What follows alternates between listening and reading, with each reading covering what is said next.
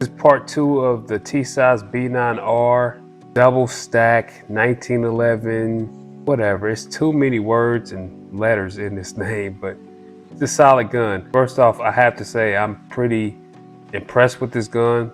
Don't have that many rounds in it yet. I don't have the round count, but I still am impressed.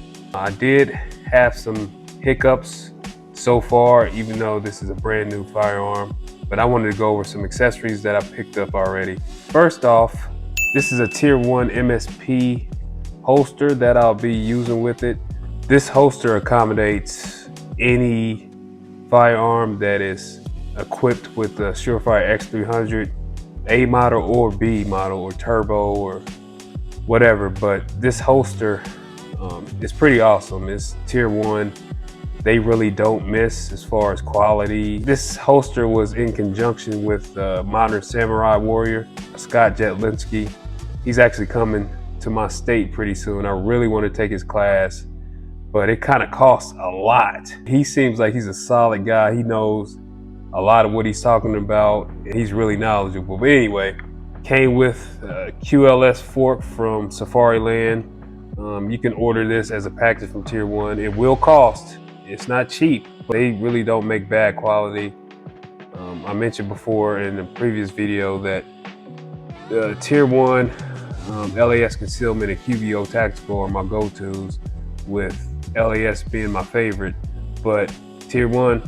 Secondly, YouTube. I'm not installing this trigger. I'm not doing anything. I'm not making any modification to my firearm on camera. So let's just get that out of the way. I'm not working on it. I'm not promoting violence. I picked up this trigger from Fusion Firearms or Fusion Arms. Had my gunsmith try to fit it, and unfortunately, it would not fit. Basically, this bow needed to be pushed back to about right here in order for it to fit. So, had to order an Atlas Gunworks flatline trigger or I can't remember what it's called, but that's on the way. That will be getting installed soon. I also picked up this adapter from QVO Tactical, adapter for the Surefire X300. Unfortunately, I don't know if you can see that, this part right here broke as soon as I tried to install it. I have multiple X300 A models. I don't have any B models. Either way, the A or the B model won't fit on the B9R. I thought. We'll get to what I did. Broke this little piece off and I couldn't use it. Fortunately, it's not that expensive. Roger over at QVO Tactical seems like a solid dude too. I watch his videos a lot. He makes accessories for staccatos and adapter keys for Surefire. He's a real solid guy, but this one didn't work for me. Firearms clear and safe, nothing in the mag. As you can see, this is a 507K. I initially bought this 407K to put into my B9R, but it would not fit. It kept getting stuck. I had a 507K mounted on this 43X.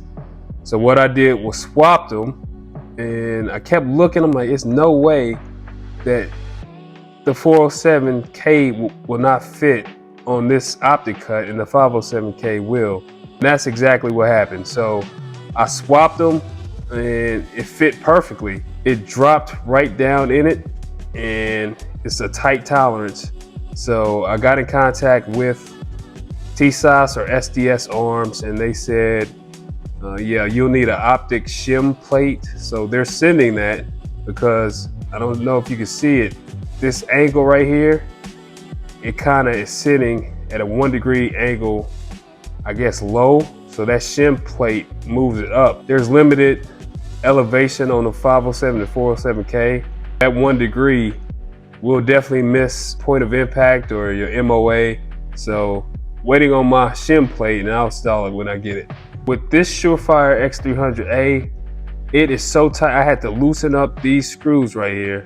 This was a tight fit without the adapter plate by QVO Tactical. I loosened both sides with those screws right there. I loosened them up, shimmied it on in there, then retightened both sides of these screws.